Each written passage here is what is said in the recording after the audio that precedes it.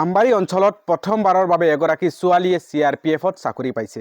মই বৰ্তমান আছোঁ আমবাৰী গাঁও পঞ্চায়তৰ অন্তৰ্গত আমবাৰী ফৰেষ্টত। এই ঘৰৰ এগৰাকী ছোৱালীয়ে CRPFত চাকৰি পাইছে, মানে আমবাৰী অঞ্চলত প্ৰথমবাৰ এগৰাকী মহিলাই ছোৱালীয়ে CRPFত চাকৰি পাইছে। মোৰ সন্মুখত আপোনালোকে দেখা পাইছে আমাৰ গাঁৱৰে আমাৰ অঞ্চলৰে লাভলী, আচলতে লাভলী বিশ্বাসক প্ৰথমতে মই এখন অসমৰ ফুলাম গামোচাৰে সম্বোধনা জ্ঞাপন কৰিব বিচাৰিছোঁ, ধন্যবাদ জ্ঞাপন কৰিছোঁ।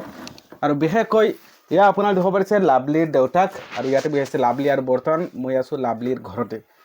আমাৰ আমবাৰীত লাভলী বিশ্বাসৰ ঘৰ, আৰু আমাৰ আমবাৰী অঞ্চলৰ বাবে এক ভাল খবৰ বুলি ক'ব লাগিব। আমাৰ অঞ্চলত গৌৰৱ কঢ়িয়াই আনিছে লাভলীয়ে CRPFত চাকৰি পায়, আৰু আমি অত্যন্ত সুখী আনন্দিত হৈছোঁ যে আজিকালি দেখা পোৱা যায় যে বহু ছোৱালী আছে বা বহু ঘৰত ছোৱালীসকলক আচলতে শিক্ষাৰ ক্ষেত্ৰত বাধা দিয়া হয় বা পঢ়াত গুৰুত্ব দিয়া বহুত কম দেখা পোৱা যায়, বা বহুতো ছোৱালী আছে কম বয়সত বিয়া বাৰু বা বিয়া পতাই দিয়া হয়।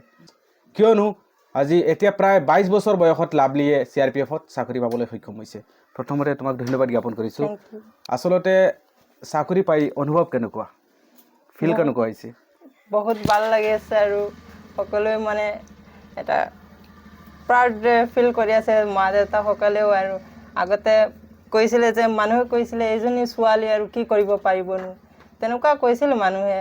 তো মই সেইবিলাক কাণ নিদিওঁ আৰু আগলৈ আগুৱাই গৈছোঁ। তাৰে প্ৰতিফলন আপোনালোকে দেখা পাইছে, মই CRPFতে চাকৰি এটা পাইছোঁ। আচ্ছা, কেতিয়াৰ পৰা সপোন CRPF হোৱাৰ? মোৰ সপোন আছিলে, মই সৰুৰে পৰা সপোন আছিল যে ভাৰতীয় সেনাত এটা মই যোগদান কৰিম, দেশৰ কাৰণে কিবা এটা কৰিম। তো তেতিয়াৰ পৰাই মোৰ সেইটো সপোন আছিলে, আৰু এতিয়া আজি সফল হৈছে। এতিয়া। আচলতে কিমানগৰাকী তোমালোক আচলতে ষ্টুডেণ্টছ আছিলা বা কম্পিটিশ্যন কৰিছে, কিমানগৰাকীৰ ভিতৰত চাকৰি পাইছা? আচলতে এইটো ক'বলৈ গ'লে এপ্লাই কৰিছিলে প্ৰায় 54 লাখছে, আৰু পোষ্ট আছিলে 53,000। তাৰে ভিতৰত তাৰ মোৰ এটা পদ আছে। 53,000ৰ ভিতৰত তুমিও চাকৰি পাইছা সেই 53, আৰু এপ্লাই কৰিছিলে কিমানগৰাকীয়ে? 54 লাখ। 54 লাখ। চাওক, আৰু মানে ধৰি লোৱা যেতিয়া তাত গৈ এক্সাম দিছিলা বা টেষ্ট দিছিলা, এক্সাম দিয়াত কষ্ট কিমান হৈছিল, বা তাত গৈ কিবা এনেকুৱা লাগিছিল নেকি মনত যে মই চাকৰি নাপাওঁ বুলি বা এইখিনি এৰি দিওঁ, এনেকুৱা কেতিয়াবা ফিল হৈছিল নেকি, বা মনত এনেকুৱা কিবা প্ৰশ্ন আহিছিল নেকি সেই সময়ত? তেনেকুৱা আহিছিল, বাট পিছতো মা দেউতাৰ কথা মনত পৰিছে যে তেখেতে কিমান বাচ্চাই আছে, আশা কৰি আছে যে ছোৱালীজনী কিবা এটা কৰিব। তাৰে আৰু ইনস্পিৰেশ্যন নহয়, কিবা এটা কৰিব লাগিব, তেনেকুৱা ভাঙি পৰিলে নহ'ব। তো সেইটো আৰু প্ৰথমবাৰতে পাছ হৈ গৈছা নে কেতিয়াবা বিফল হৈছা? ফাৰ্ষ্ট এটেম্প্ট মোৰ। ফাৰ্ষ্ট এটেম্প্টত পাছ হৈ গৈছা।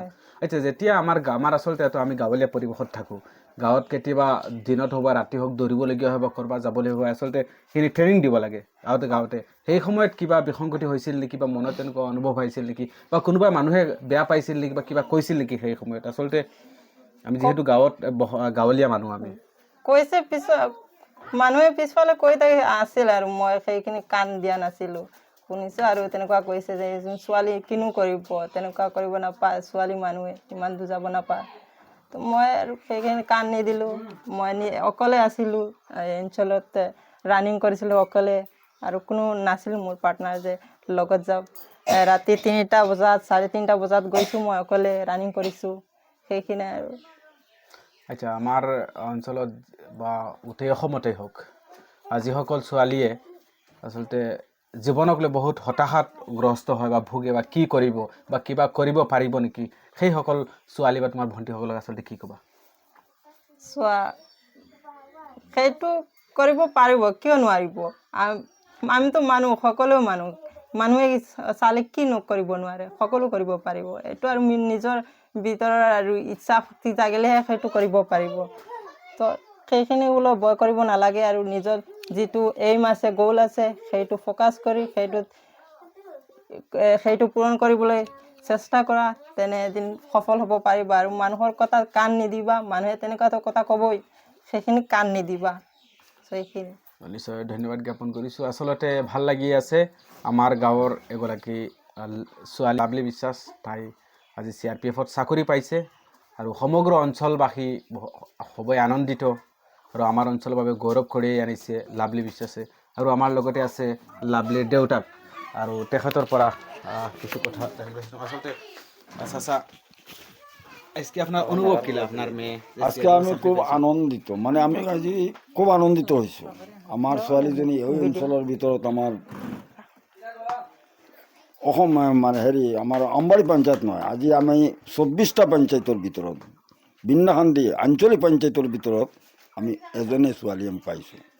আজি ছোৱালীজনী অতি চেষ্টাত আপোন সাংঘাতিক চেষ্টাৰ ফলত পিছতে মানুহে কিছু বিদ্ৰুপ কৰিছে, অৰ্থাৎ মানুহ কিছু আমাৰ সমাজৰ মানুহ বেছিভাগ মানুহ অশিক্ষিত মানুহ, আমি সকলোৱে অশিক্ষিত মানুহ, শিক্ষাৰ এতিয়া পোৱাৰ আমাৰ ভালকৈ পৰা নাই।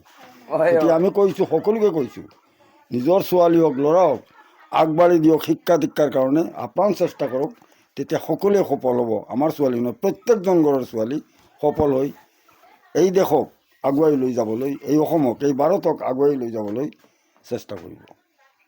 আজি আপোনাৰ অনুভৱ কেনেকুৱা? অনুভৱটো আমাৰ খুব ভাল লাগিছে। ৰাইজো আহি আছে, সাংবাদিক আমাৰ বন্ধু বান্ধৱবিলাকেও আহি আছে, তেওঁৰ শিক্ষকবিলাকেও আহি আছে। ইয়াতে আমি বিৰাট আনন্দিত হৈছোঁ, সকলোৰে লগতে সমালোচনা কৰিছোঁ, সকলোৰে লগতে সম্বৰ্ধনা জ্ঞাপন কৰিছোঁ। ধন্যবাদ জ্ঞাপন কৰিছোঁ। আচলতে এগৰাকী দেউতাক হিচাপে তেখেত মানে আৱেগিক হৈ পৰিছে এগৰাকী ছোৱালীৰ আজি সেই সফলতা দেখি। আৰু লাভলী বিশ্বাসৰো উজ্জ্বল ভৱিষ্যত কামনা কৰিছোঁ। এই ভিডিঅ'টো মই ইয়াতে সমাপ্ত কৰিছোঁ। ধন্যবাদ।